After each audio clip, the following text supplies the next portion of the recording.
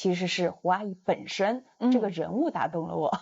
其实看到胡阿姨的身上有一种是什么呢？她力量，就像中国的女性的身上是一种很含蓄的、很坚韧的一种力量。就像这个镜头里面反复出现的她的背影，很多的文学作品里面都描述过背影。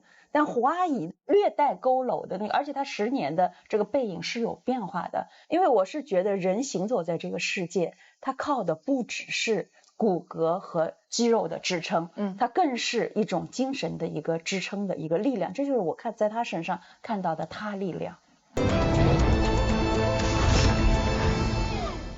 今日影评争论电影，欢迎收看本期节目。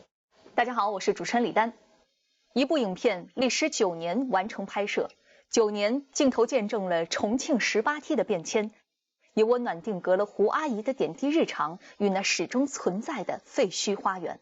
记录电影《胡阿姨的花园》以白描的笔触，深情凝视每一个努力活出形状的人，也悄然勾勒出一个时代的缩影。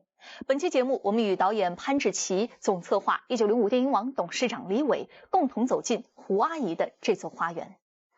欢迎二位做客节目。我们知道胡阿姨的花园呢已经在昨天上映了，并且呢电影在上映之前就已经在国内外呢斩获了众多荣誉，比如说第26届上海国际电影节金爵奖最佳纪录片等等。想问问导演，为什么当时会去拍摄这个影片？这部影片的拍摄是开始于2010年，第一次到18梯。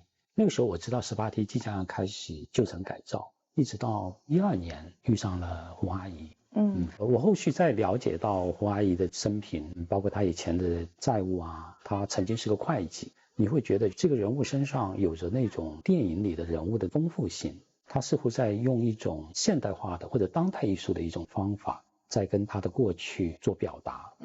像在莫斯科国际电影节，就有些观众对胡阿姨的这种认同感，就会觉得她就是一个艺术家。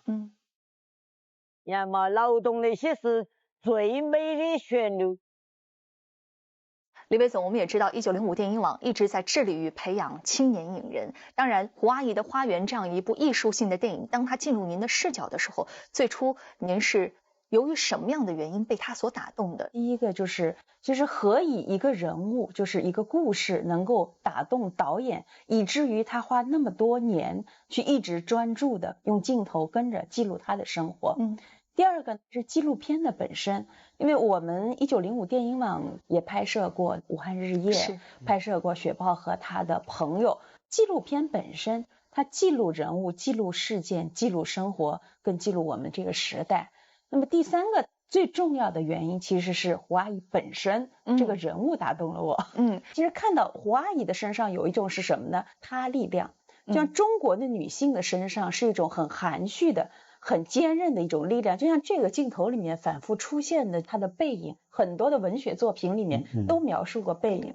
但胡阿姨略带佝偻的那个，而且她10年的这个背影是有变化的。因为我是觉得人行走在这个世界，他靠的不只是骨骼和肌肉的支撑，它更是一种精神的一个支撑的一个力量。这就是我在他身上看到的他力量。他的精神是非常非常的让年轻人都会觉得富有力量。导演，其实我们知道这部影片拍摄了9年的时间，您为什么决定要拍这么久？我们在等待一些社会的环境的一个变化，去作为这个片子的一个底色，去构建这个人物的叙事，这个影片的叙事。其实纪录片就是这样，是一个生命陪伴另外一个生命度过一段时间。我在看素材的过程中，突然发现，哇，10多年前的自己原来是这么年轻，感觉这个其实给我的触动是很大的。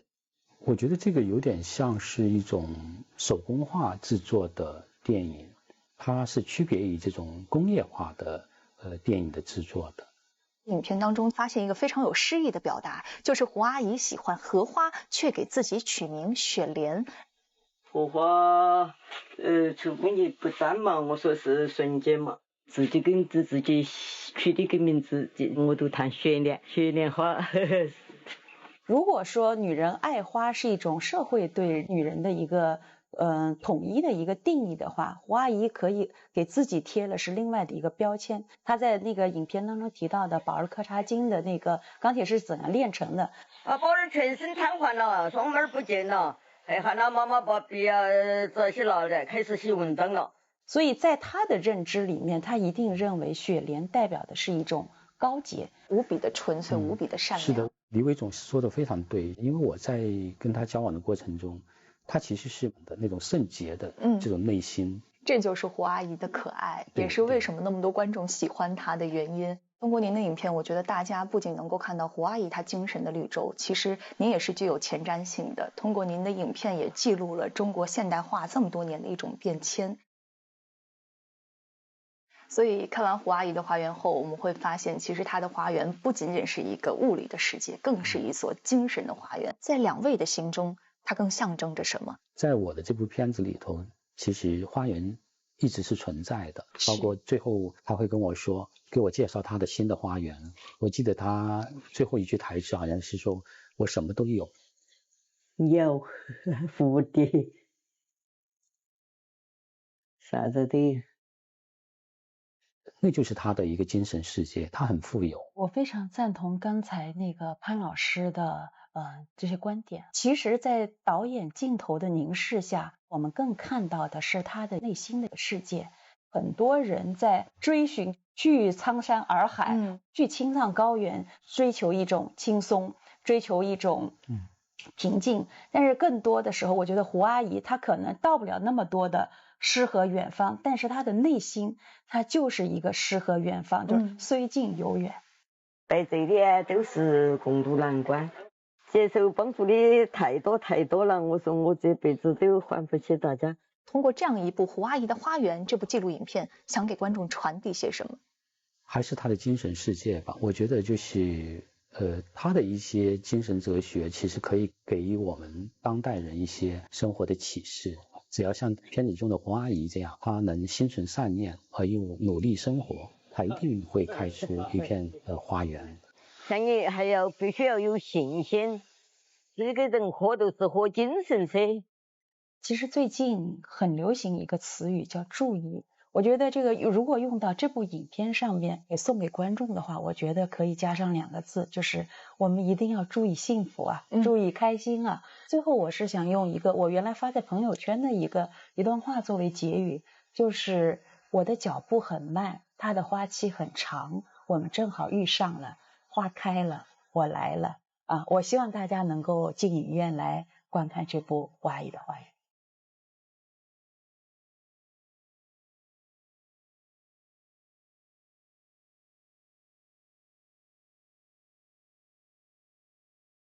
电影选择在霜降上映，霜降之后，生活转寒，但生命滚烫。电影中的胡阿姨纵然生活困顿，却始终保持对生命的敬畏，对生活的虔诚。拂去尘埃后，她的故事仍在上演，而我们彼此照见。感谢2位的真诚分享，更多精彩内容请关注1905电影网，下载1905电影网客户端，新片大片24小时直播。也感谢您收看本期今日影评，咱们下期节目再见。再见。再见。